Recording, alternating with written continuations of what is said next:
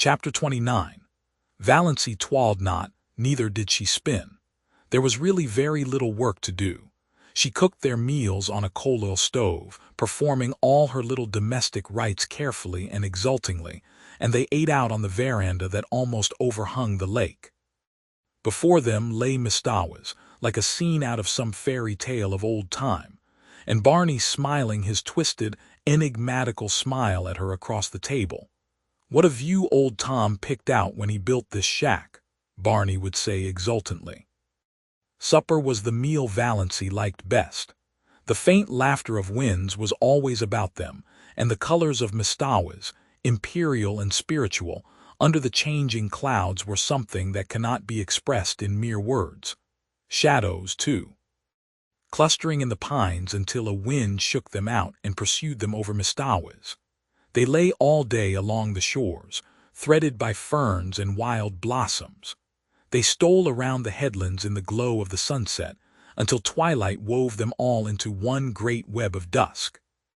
The cats, with their wise, innocent little faces, would sit on the veranda railing and eat the tidbits Barney flung them. And how good everything tasted!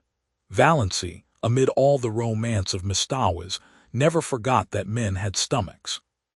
Barney paid her no end of compliments on her cooking. "After all," he admitted, "there's something to be said for square meals. I've mostly got along by boiling 2 or 3 dozen eggs hard at once and eating a few when I got hungry, with a slice of bacon once in a while and a jorum of tea."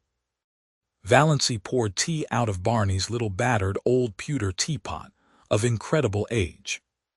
She had not even a set of dishes, only Barney's mismatched chipped bits, and a dear, big, pobby old jug of robin's egg blue. After the meal was over they would sit there and talk for hours, or sit and say nothing, in all the languages of the world, Barney pulling away at his pipe, Valancy dreaming idly and deliciously, gazing at the far-off hills beyond Mistawis where the spires of firs came out against the sunset. The moonlight would begin to silver the Mistawis dusk. Bats would begin to swoop darkly against the pale, western gold. The little waterfall that came down on the high bank not far away would, by some whim of the wildwood gods, begin to look like a wonderful white woman beckoning through the spicy, fragrant evergreens. And Leander would begin to chuckle diabolically on the mainland shore. How sweet it was to sit there and do nothing in the beautiful silence, with Barney at the other side of the table, smoking. There were plenty of other islands in sight, though none were near enough to be troublesome as neighbors. There was one little group of islets far off to the west which they called the Fortunate Isles. At sunrise they looked like a cluster of emeralds, at sunset like a cluster of amethysts. They were too small for houses, but the lights on the larger islands would bloom out all over the lake, and bonfires would be lighted on their shores, streaming up into the wood shadows and throwing great, blood-red ribbons over the waters. Music would drift to them alluringly from boats here and there, or from the verandas on the big house of the millionaire on the biggest island. "Would you like a house like that, Moonlight?" Barney asked once, waving his hand at it. He had taken to calling her Moonlight, and Valancy loved it. "No," said Valancy, who had once dreamed of a mountain castle 10 times the size of the rich man's cottage, and now pitied the poor inhabitants of palaces. "No, it's too elegant. I would have to carry it with me everywhere I went, on my back like a snail. It would own me, possess me, body and soul. I like a house I can love and cuddle and boss, just like ours here. I don't envy Hamilton Gossard, the finest summer residence in Canada. It is magnificent, but it isn't my blue castle."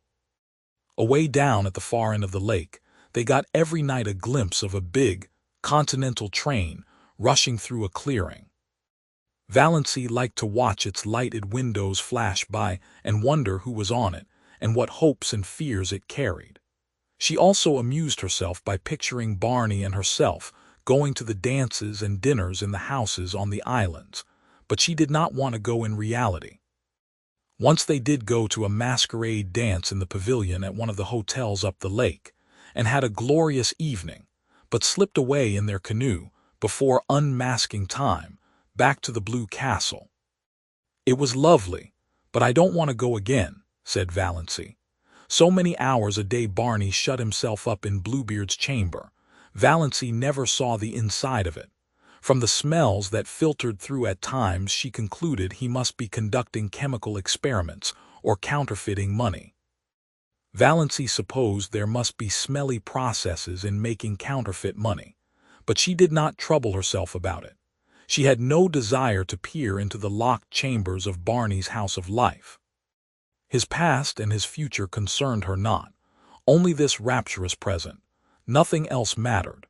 Once he went away and stayed away 2 days and nights. He had asked Valancy if she would be afraid to stay alone, and she had said she would not. He never told her where he had been. She was not afraid to be alone, but she was horribly lonely.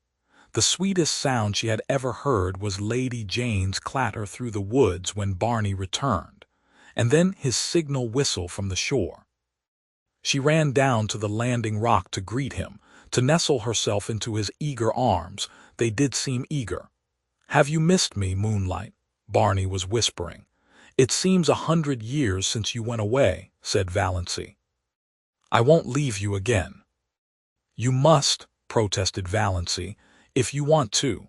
I'd be miserable if I thought you wanted to go and didn't because of me. I want you to feel perfectly free." Barney laughed a little cynically. "There is no such thing as freedom on earth," he said. "Only different kinds of bondages, and comparative bondages. You think you are free now because you've escaped from a peculiarly unbearable kind of bondage. But are you? You love me, that's a bondage. Who said or wrote that the prison unto which we doom ourselves no prison is?" asked Valancy dreamily, clinging to his arm as they climbed up the rock steps. "Ah, now you have it," said Barney. "That's all the freedom we can hope for, the freedom to choose our prison. But Moonlight—" He stopped at the door of the Blue Castle and looked about him, at the glorious lake, the great, shadowy woods, the bonfires, the twinkling lights. "Moonlight, I'm glad to be home again. When I came down through the woods and saw my home lights, mine, gleaming out under the old pines, something I'd never seen before. Oh, girl, I was glad, glad." But in spite of Barney's doctrine of bondage, Valancy thought they were splendidly free. It was amazing to be able to sit up half the night and look at the moon if you wanted to be late for meals if you wanted to. She who had always been rebuked so sharply by her mother, and so reproachfully by Cousin Stickles if she were 1 minute late. Dawdle over meals as long as you wanted to. Leave your crusts if you wanted to. Not come home at all for meals if you wanted to. Sit on a sun-warm rock and paddle your bare feet in the hot sand if you wanted to. Just sit and do nothing in the beautiful silence if you wanted to. In short, do any fool thing you wanted to whenever the notion took you. If that wasn't freedom, what was?